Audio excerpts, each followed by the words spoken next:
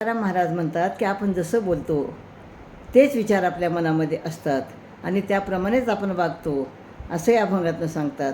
काय म्हणतात बघूया. मात्र शुद्ध चित्त गुहाई न लगे काही सांगणे, शूर तरी सत्य व्हावे, साठी जीवे करुनी आमुपची सुख मान, स्वामी जन मानावे, तुका म्हणे जैसी वाणी तैसा म्हणी परिपाक. तर आपले चरित्र शुद्ध आहे किंवा नाही याविषयी आपली चित्त साक्षी असते, आपले मनच साक्षी असते. यासाठी दुसऱ्याने किंवा दुसऱ्याला काही सांगण्याची गरज नाही. शूर व्हायचे असेल तर जीवावर उदार होऊन खरे शूर व्हा.